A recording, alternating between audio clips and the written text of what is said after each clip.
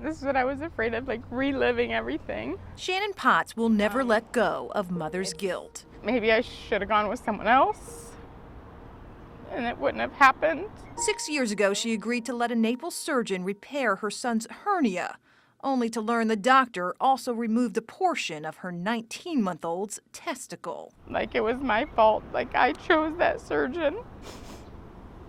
That's not fair.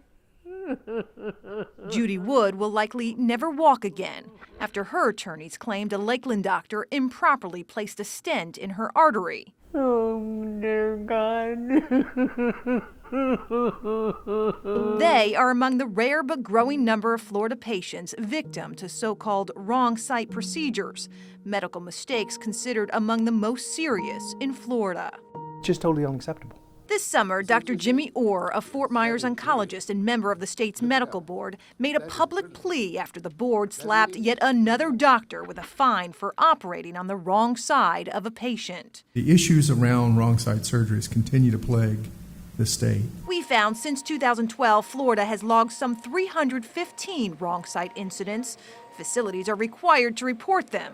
I think patients have to be concerned about this. This year, Orr expects discipline numbers to reach a 4-year high. We have a problem. A problem we discovered the state doesn't want you to know about. Less than half of wrong site incidents end in discipline. No punishment means no public record. Shouldn't the public know more about these? We as consumers have a right to know what the failure rates are. Dr. Jay Wolfson is a medical ethicist and doctor at the University of South Florida. When those things happen, it's important for all of us to know that they did. It will help us all become part of an informed, active community rather than wondering what's going to happen next. In states like Minnesota, Washington, and Texas, consumers can search for wrong site incidents by facility. Florida posts nothing more than a quarterly number of incidents in an obscure place on a state website. Hi, honey. I love you, baby. Judy and her husband have adjusted to their new reality. He's a pretty easygoing child. Shannon's son, now 9, is thriving. I just don't want him to think that he's any different than any other child. But the future, unknown for these families, and the statewide problem, some say, is barreling down the wrong side of right. It's not going to go away from our standpoint. We're not going to say this is okay.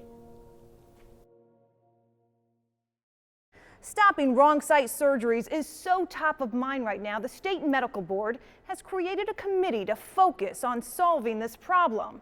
As for your access to these mistakes, the state agency that tracks the numbers says the reports are confidential under Florida law. And unless lawmakers change that, details about wrong site surgeries in Florida will largely remain secret. Katie LeGrone, Fox 4 in your corner.